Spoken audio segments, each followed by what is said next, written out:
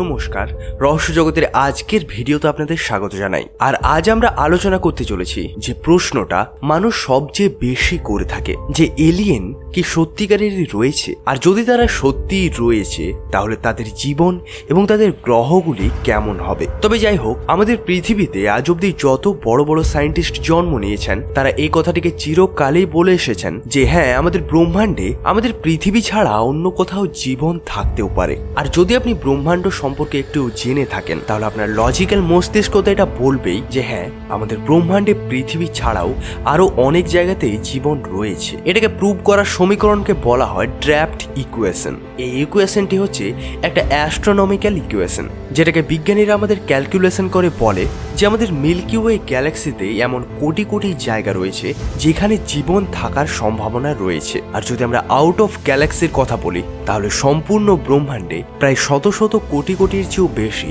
এলিয়েনদের থাকার জায়গা থাকবে। অবশ্য যাই হোক, আমাদের পৃথিবী ছাড়াও আমাদের ব্রহ্মাণ্ডে অন্য কোনো জায়গায় জীবন থাকার সম্ভাবনা হচ্ছে 100% সত্যি।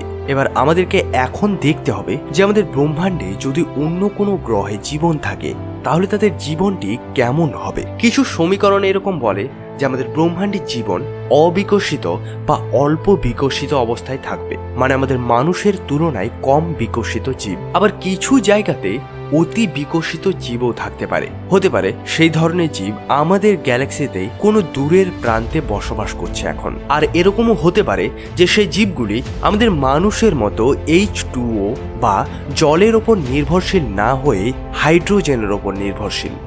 হতে পারে সেই এলিয়েনদের গ্রহতে হাইড্রোজেনের নদী এবং জলাশয় রয়েছে। তবে শুধুমাত্র হাইড্রোজেনই কেন, এছাড়াও তারা অন্যান্য এলিমেন্টসের ওপরও নির্ভরশীল হতে পারে। আর সম্ভাবনা এটাও রয়েছে যে তারা নাইট্রোজেনের ওপর নির্ভরশীল। আপনি যদি না জেনে থাকেন তাহলে আপনাদের বলে রাখবো, -196°C নাইট্রোজেন তরলে পরিণত হয়ে যায়। আর হতে পারে সেই এলিয়েনদের গ্রহগুলির তাপমাত্রা -196°C চেয়েও অনেক কম, আর সেই জীবগুলি লিকুইড নাইট্রোজেনের ওপর বেঁচে রয়েছে। এরকম গ্রহের তাপমাত্রায় আমরা মানুষ তো কোনোদিনই বাঁচতে পারবো না, তবে তুলনামূলকভাবে সেই জীবগুলির কাছে সেটি একটি গরম জায়গাও হতে পারে। আমাদের মানুষের বায়োলজিক্যাল উৎপত্তি কিছু ইনগ্রেডিয়েন্টস দিয়ে তৈরি, যেমন জল, যেটি আমাদের শরীরে সবচেয়ে বেশি মাত্রায় রয়েছে, তারপর ফসফরাস, সল্ট, আয়রন, কার্বন ও তার সাথে কিছু আলাদা আলাদা ইনগ্রেডিয়েন্টস।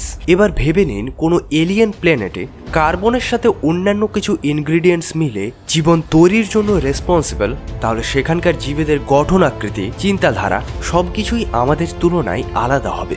একটা আরও সম্ভাবনা রয়েছে যেটা অনেক বিচিত্র। আমাদের ব্রহ্মাণ্ডে আমাদের মানুষের চেয়েও বেশি সিভিলাইজড বা আমাদের চেয়েও অনেক বেশি বিকশিত জীব থাকতে পারে। কিছু রাশিয়ান সায়েন্টিস্ট এই থিওরির ওপর অনেক রিসার্চ পেপারও পাবলিশ করেছেন। তাদের রিসার্চ অনুযায়ী আমাদের ইউনিভার্সে 3 ধরনের জীব থাকতে পারে, টাইপ 1, টাইপ 2 এবং টাইপ 3। টাইপ 1 সিভিলাইজেশন হচ্ছে যারা নিজেদের গ্রহে অবস্থিত সব ধরনের সংসাধন ব্যবহার করে বেঁচে থাকে। হতে পারে এই গ্রহের মানুষেরা নিজের সূর্য থেকে আসা তাপকে সংগ্রহ করে বেঁচে থাকে এবং জীবনের জন্য শুধুমাত্র নিজেদের গ্রহের ওপরই নির্ভরশীল। টাইপ 2 সিভিলাইজেশন হবে টাইপ 1 এর তুলনায় 1000 কোটি গুণ বেশি বিকশিত। এই গ্রহের জীবেদের নিজেদের গ্রহের ওপর কোনো ধূমকেতু বা কোনো উল্কাপাতের বৃষ্টিরও ভয় থাকবে না। এই লেভেলের সভ্যতা নিজেদের গ্রহে আসা যে কোনো ধরনের সমস্যাকে খুব সহজেই মোকাবিলা করতে পারবে। এই ধরনের সভ্যতা ওই স্থিতিকে প্রাপ্য করে নেয় যাদের আমাদের ব্রহ্মাণ্ডের কোনো শক্তি শেষ করতে পারবে না। টাইপ 3 অবধি পৌঁছে যাওয়ার সভ্যতা টাইপ 2 এর তুলনায় আরও লক্ষ লক্ষ কোটি কোটি গুণ বেশি বিকশিত। এই সভ্যতাটি শুধুমাত্র নিজেদের সূর্য বা আশেপাশের গ্রহ নয়, বরং নিজের পুরো গ্যালাক্সির শক্তিকে কন্ট্রোল করতে পারবে। এদের কাছে এমনও টেকনোলজি থাকতে পারে যে তাদের আশেপাশে অবস্থিত কোনো ব্ল্যাক হোলের শক্তিকেও তারা উপভোগ করতে পারবে। এইসব সভ্যতা শুনে কোনো সায়েন্স ফিকশন মুভির কথা আমাদের মাথায় আসে। এই সভ্যতাটি নিজেদের একমাত্র গ্রহকে ছেড়ে আরও হাজার হাজার গ্রহে নিজেদের জীবনকে আগে এগিয়ে নিয়ে যেতে পারবে। যদি আমরা আমাদের কথায় আসি তাহলে আমরা পৃথিবীবাসীরা এখন অবধি টাইপ 1 সিভিলাইজেশন অবধিও পৌঁছাতে পারিনি। কিছু কিছু বিজ্ঞানীদের অনুযায়ী আমাদের লেভেল হচ্ছে এখন টাইপ 1 সিভিলাইজেশনে 0.3%। তবে যাই হোক, আমাদের বিজ্ঞান যে হারে উন্নত হয়ে যাচ্ছে দেখে মনে হয় খুব জলদি আমরা টাইপ 1 সিভিলাইজেশনে পরিণত হয়ে যাব।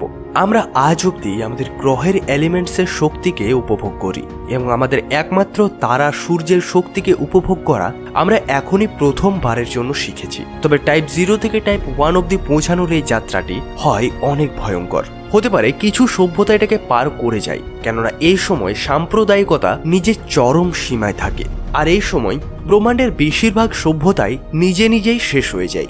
তবে যাই হোক, যে কোনোভাবে আমরা মানুষেরা যদি কোনোভাবে বিকাশ হয়ে টাইপ 1 সিভিলাইজেশনে পরিণত হয়ে যায়, তাহলে জীবনের সভ্যতার চরম সীমা অবধি পৌঁছাতে আমাদের কেউ আটকাতে পারবে না। ব্রহ্মাণ্ডের আরও সব অন্যান্য সভ্যতা সম্পর্কে যদি আপনি জানতে চান, তাহলে রহস্যজগৎকে সাবস্ক্রাইব করে বেল আইকনে ক্লিক করুন। আর সবার শেষে বলবো, ভালো থাকেন, ধন্যবাদ।